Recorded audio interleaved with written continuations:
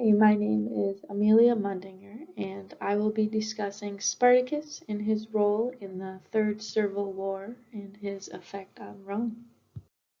Just as a little introduction, I would like to give you this statue of Spartacus to look at and tell you that this will be based in the 70 BC area time period, and all dates mentioned in this PowerPoint will be BC, and that we are also based in Rome.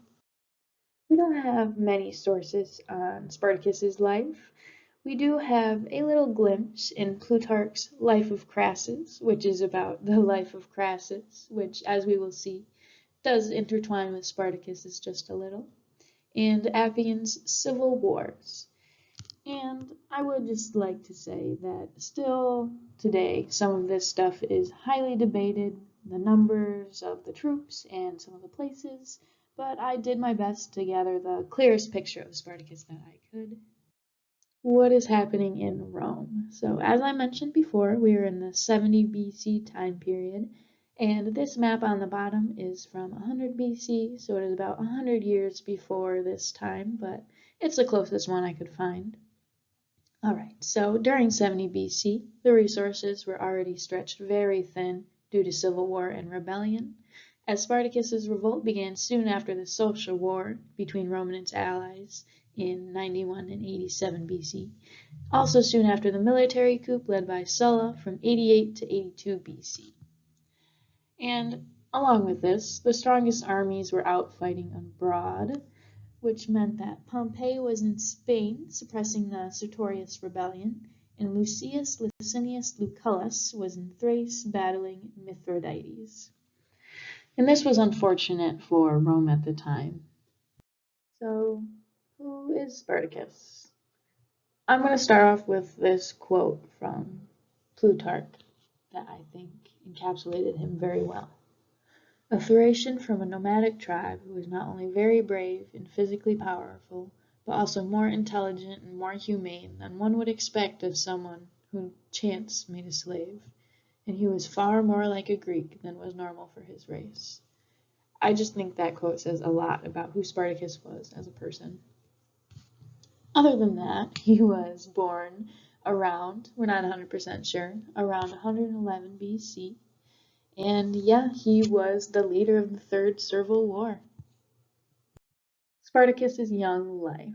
So as I mentioned before, there's not a lot of documentation on Spartacus even during the Third Servile War, but his young life was especially hard to find information on. All I could really find is that he was born in Thrace, which is right here in the middle, compared to Italy, which is over here, and Rome, which is a little further up on the map. We also know he was a defector from the Roman army, meaning he was part of the Roman army at some point in time, whether he was forced into it or he joined himself as auxiliary. We know he defected. The only other thing we really know is that he was married to another Thracian woman from his tribe, as stated in Plutarch's Life of Crassus. Although we're not sure where Spartacus was captured, we do know he was taken to Rome to be sold. He was sold there as a gladiator to Capua, the largest gladiator school at the time. On the left here, there is a picture of a carving of a Roman soldier leading captives in chains, and although it definitely isn't Spartacus, it gives a good picture of what Roman slavery was like at the time. This quote by Plutarch is about the time Spartacus spent in Rome, and although it's likely not true, it indicates Spartacus was thought to be surrounded by an aura of religiosity. The story goes that when he was first brought to Rome to be sold, a snake appeared and wound itself round its face as he was asleep, and his wife, who came from the same tribe as Spartacus and was a prophetess and initiated into the ecstatic cult of Dionysus, stated that it signified that a great and fearful power which would end in misfortune. And unfortunately for Spartacus, she seems to have been correct. Now we know Spartacus was sold to Capua as a gladiator, but what is a gladiator? Well, in ancient Rome, a gladiator was a man, or even sometimes a woman, trained to fight with weapons against other men or wild animals in an arena. There were over 12 types of gladiators recorded. They were often mixed origins, most being Gauls, Germans, or Thracians. These also happened to be the races of Roman enemies, which many were, mostly captured during battle or acquired during slave trade. Many were desperate and barbarian. Along with this, many were also first-generation slaves, meaning they were taken abruptly from their lives, not born into it. All right, so who becomes a gladiator? No matter how someone became a gladiator, there was always one thing in common. They were considered a slave. There were three different ways someone became a gladiator. The first was to be a slave, where they're prisoners of war or obtained through the slave trade. The second was to be arrested and sentenced to gladiatorial school, which was actually a lesser sentence than being sentenced to the sword or exposure to lethal danger. It was very high risk servitude, but it was possible to regain your freedom after 3 to 5 years, if you could stay alive. The last way was actually to volunteer oneself, so Roman citizens who lost everything they had reduced to nothing, so they sell themselves, surrendering their free will, or warriors looking for glory. But the very first gladiators were prisoners of war. The question left now is why, or how, did gladiators come to be? They were first mentioned in Rome in 264 BC. That was the year the First Punic War began. In the beginning, they were used only for funeral ceremonies to remember and celebrate the memory of a loved one, usually a high-ranking general or somebody very rich. But soon, broad popular appeal and Roman politicians using them to create favor with the people led to the meaning fading from funeral rites and memories of sacrifice to the experience of festivity, of the spectacle, and of the city's generosity. Even Augustus saw them as propaganda for the unity of the empire. Now that you know what a gladiator is, back to Spartacus. He was sent to the gladiator school in Capua, which you can see on the map here is south of Rome. They were referred to as ludi back then. The ludi were run by a lanista, which literal translation is the butcher. The job was very undesirable. Being basically just a slave trafficker, they were in charge of acquiring and training new gladiators. The lanista's social status was also virtually the same as the gladiators themselves, except the lanistas were in business at the constant risk of the gladiators' lives. This led to terrible treatment from the lanistas. Other slave owners and the lanistas both relied on the fact that most slaves spoke different languages and would separate them this way on purpose. All of this together brewed an absence of loyalty to the lanista, which was an important precondition to the Third Servile Revolt. Spartacus's case was no different. His cruel lanista was Lentulus Vatiatus. This is just a picture of a section of an existing gladiator training school in Rome, which I thought was pretty cool.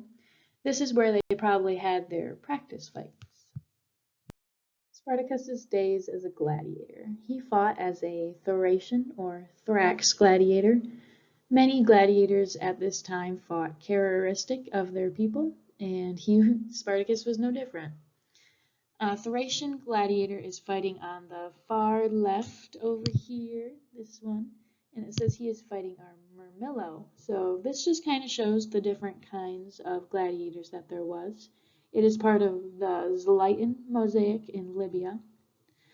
But back to Spartacus, the Thracian gladiators were lightly armored with a helmet, padded leg protection, and would have carried a small shield called a parmula, and fought with a short curved sword called a sicca. Oh, and then this is the Capua Amphitheater. So this is where Spartacus would have fought as a gladiator. In the picture on the left, you can see what it would have looked like when they were fighting, with the boards covering all the openings. And then on the right, you can see what it looks like all opened up. So I thought that was kind of cool. And on this next one, you can see an aerial picture of the amphitheater, so you can really get the size of it and how massive it actually was.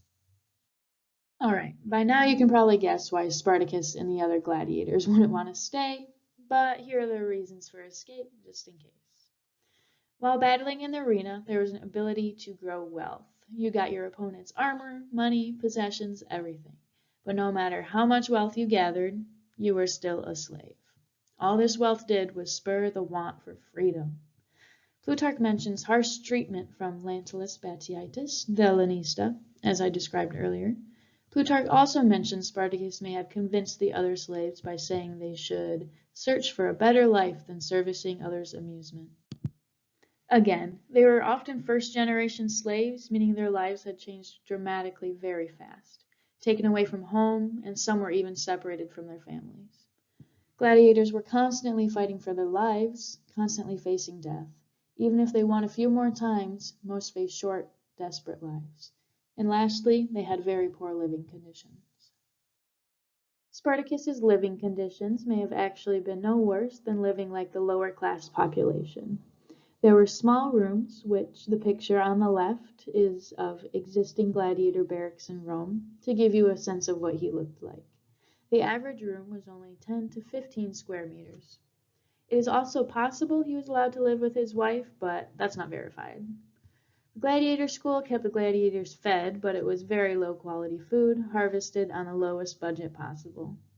Often they would get lots of barley since it was grown in large quantities for feeding the impoverished and animals. It was inferior to wheat in every way and much easier to grow. Gladiators were also among the first not to get food during a shortage, but Capua was in a favorable climate, so he probably never faced this issue. Now on to the events of the Third Servile War, beginning with 73 BCE. Spartacus's escape. He escaped in the summer of 73 BC with 78 other slaves. This number is debated, but most sources say around 70. The original plan was said to be around 200 slaves, but their plan was betrayed somehow. On short notice because of this betrayal, he and the 78 other gladiators escaped using kitchen utensils. After the escape, Spartacus became the quick leader of the group. He decided to go to Mount Vesuvius, which was 30 kilometers south. On their way, they intercepted a wagon load of gladiatorial equipment, which turned them into an armored unit. This picture down here is to show how different Mount Vesuvius is from back then and how much it has changed since its eruptions. It is hard to tell what it looked like back then during that time, and all we really know is that it looked very different from today. The map on the left here is showing Spartacus's early movements, even from Rome to Capua and then Vesuvius and beyond. I'll get to those other movements soon. Then this other one is just a clearer picture of the scarp around Mount Vesuvius, so where that old volcano might have been. The slave revolt begins. So, started by Spartacus, he is obviously at the head, but he had two subordinate officers that were mentioned. Their names were Crixus and Oeamus. And according to Florus in Abridgment, the rebel numbers already reached 10,000 before they even got to Mount Vesuvius. However, there is definitely some exaggeration expected there. This group of slaves began to pillage and plunder the countryside around Mount Vesuvius.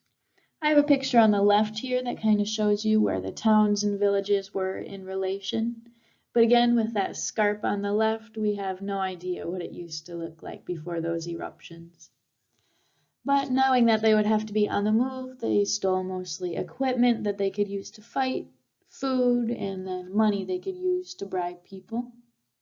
After successfully pillaging the area, Spartacus gathered the spoils and split it impartially between them all, which was revolutionary at the time. Spartacus was talked about across the entire Italian peninsula by this time, and his movement was growing rapidly. Slaves flocked to the mountain to join Spartacus, but not all were men able for war. There also came elderly, women, and children that would have to be taken care of. Appian states Spartacus had plenty of men at this point, but it is unclear how many. However, not everyone who's joining was from the slave class. It is noted that many discontented agricultural workers began to join as well, perhaps hoping to find wealth or new land under Spartacus, who, as I mentioned, split the spoils of pillaging expeditions impartially. Pictured here is the front and back of an ancient Roman gold coin. What does the Senate have to say about all of this? At first, the Senate was relatively unconcerned about this movement, considering the gladiators' actions as more of a raid than a war. They believed it didn't affect them, and they were sure it would be over soon. Spartacus had other plans. The number of slaves flocking to Spartacus began to upset the wealthy upper class of the area, for they needed these slaves to maintain their lifestyle. And of course, when the wealthy are upset, the Senate listens. They dispatched from Rome a praetor of 73 BC by the name of Claudius Glaber. Claudius marched from Rome to Mount Vesuvius with an army of 3,000 men serving underneath him. This picture on the right is actually from the movie they made about Spartacus, from the scene where Glaber's troops are traveling up Mount Vesuvius to find Spartacus. The Battle of Mount Vesuvius is the first battle of the Third Servile War. It started when Glaber tried to lay siege to the mountain stronghold, and he believed that he had the slave army trapped by blocking the only known way down the mountain. He was keen on waiting until these rebels surrendered or died of starvation. Glaber severely underestimated Spartacus and his army. It is likely they did not even fortify their position as they should have, due to overconfidence in their superior numbers and inexperience of Glaber himself. This was a deadly underestimation. The rebels escaped on ladders they fashioned out of wild vine, descending the mountain opposite of Glaber's forces. With a surprise attack, Spartacus destroyed the Roman camp from behind. This victory created the potential for escalation, for they now had proved themselves more powerful than the Senate had predicted. Along with that, they had also received the superior weapons, armor, and other equipment from Glaber's army. A quote from Florus, again an abridgment, illustrated this moment. Being besieged here by Claudius Glaber, they slid by means of ropes made of vine twigs through a passage in the hollow of the mountain down into its very depths, and issuing forth a hidden exit, seized the camp of the general by a sudden attack which he never expected. And thus began the Third Servile War. New recruits. Spartacus didn't have to go looking. Sources leave the impression that the growth in numbers was more about chance than a deliberate recruiting, but still, an estimated 30,000 more men joined Spartacus. Plutarch also mentions that now many herdsmen and shepherds were joining the rebellion. I have an ancient Italian herdsman pictured here on the right. It is contested how large Spartacus's army was at this time, but from my findings I believe there was a total of 70,000 men and 125,000 total, including children, women, and the elderly. Spartacus was a good leader, providing some new adherents with arms and sending others as scouts and light infantry. With Spartacus at its head, a disciplined slave force was beginning to be formed. While trying to decide what to do next, the slave army split. Possibly 10,000 men, mostly Gauls and Germans, followed Crixus, Spartacus's subordinate officer from before, who wanted to march on Rome. Crixus headed off towards Mount Garganus. I'll show you a picture of that later. The rest of the army remained with Spartacus, who moved on to Thurii, where they sieged and eventually took the town. They spent the winter here preparing and training for the battle they knew was ahead, though they were still unsure of their ultimate goal. The exact reason for the split remains unclear, but it is mentioned that Spartacus split the army according to their natural languages. One possible explanation is that Crixus wanted to march on and lay siege on Rome, and Spartacus disagreed. Regardless, the army was now split and headed in two different directions. The Senate retaliates. The Senate was very frustrated by Glaber's defeat, and so they retaliated by sending two consuls. Bear with me here while I say their names. Gallius Publicola and Gnaeus Cornelius Lentulus Claudinus, who I refer to as Gallius and Lentulus. Each consul was accompanied by 2 legions. Each legion is approximately 4,000 to 6,000 men, so at max they probably had around 12,000 men each. Again, the Senate underestimated Spartacus and his growing movement of freedom. Here on the left is a depiction of a Roman legion, just to give you an idea how vast they really were. We are now in the year 72 BC. The Battle of Mount Garganus, which is known today as Mount Gargano. This battle was between Crixus's splintered group and Gallius Publicola near Mount Gargano, which is in southern eastern Italy. Gallius attacked Crixus, and the Romans prevailed. Crixus's army is crushed, and Crixus dies in the fighting as well. The Romans have short-lived success. They think they are on the path to victory. On this map, you can actually see where Mount Garganus is, right here. So that is where Crixus fought and died. But Spartacus, he doesn't know that yet. He begins marching north along the Apennines Mountains towards Gaul from his base in Thurii, which is right here. So he was headed north towards Gaul. He was probably headed to Gaul to find food for his army and possibly turn the cities there against Rome. But after discovering the defeat of Crixus, Spartacus is devastated. Though he didn't have time to grieve because Gallius had maneuvered behind Spartacus, following them northwards, and Lentulus attempted to block the army's advance from the north. Realizing they were trying to surround him, Spartacus ordered a rapid attack on Lentulus's force, defeating it, and then turning to the rear and defeating Gallius's army. Both Gallius and Lentulus retreat back to Rome, where they each regroup and enlarge their regions. While in Rome, they decide to combine their forces and intercept the rebel army at Picenum, which is right here on the map. Now that Spartacus had defeated the Roman legions, he organized for funeral games to be held in Crixus's honor and/or for revenge. The 300 captured Roman soldiers they had were dressed as gladiators and forced to fight to the death. This statue on the right is of a Roman soldier. In doing this, Spartacus inverted the social order and mirrored his own gladiator history. After the funeral games were held, Spartacus continued north into Picenum. Here, he encountered the combined forces of Gallius and Lentulus. The Battle of Picenum began. Spartacus was a good military strategist, for he spectacularly defeated the Romans again, inflicting heavy losses. This was the greatest military victory in Spartacus's career, having routed and crushed two large consular armies in a single battle. As for the Romans, this was the gravest defeat of the war. They retreated to Rome in disorder for a second time. Here I just have two maps that display Spartacus's movements during this time. As you can see, we are not exactly sure what happened, but the general route and battles remain the same. But Spartacus continued marching north up to Mutina, where another army awaited him. Battle of Mutina. As you just saw on those maps, Spartacus continued moving north into Mutina.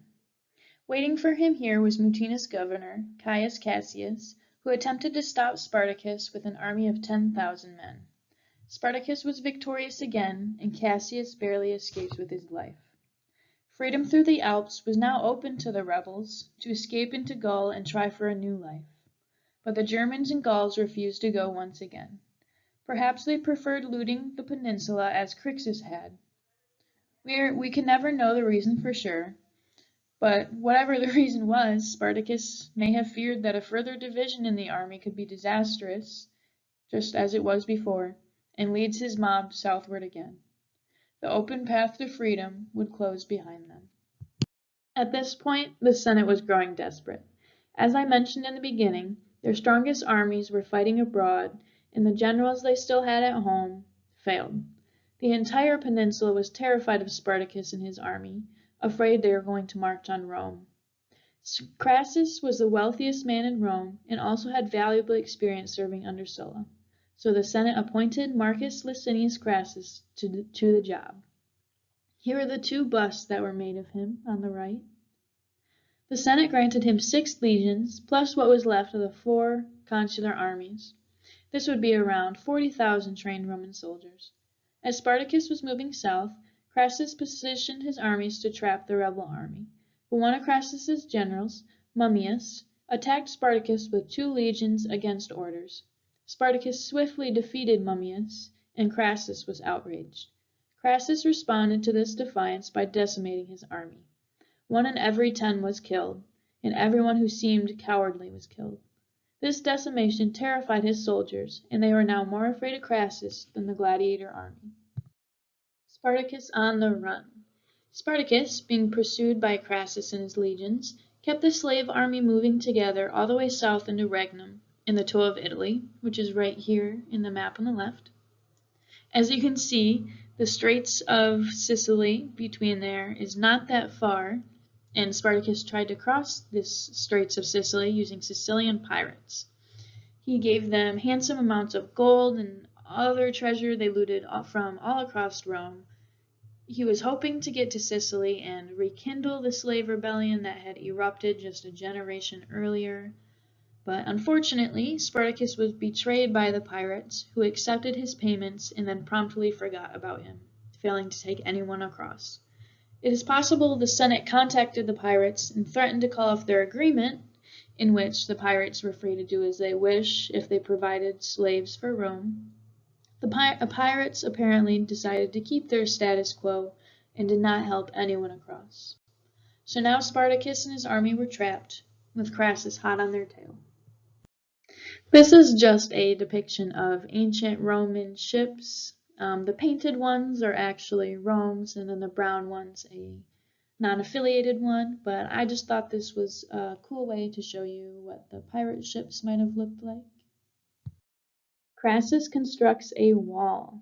So Crassus, he realized that the rebels were trapped, so he ordered his legions to construct a wall all the way across the peninsula. He hoped this would force the slaves into submission by starving them. They dug a ditch 15 feet deep and wide, all the way across the 32-mile distance. Once complete, they built a wood and stone wall on the far edge of the pit. This map right here shows where Crassus constructed the wall, but again, there's no certainty. Also, a little spoiler in here at the bottom, the breakout point.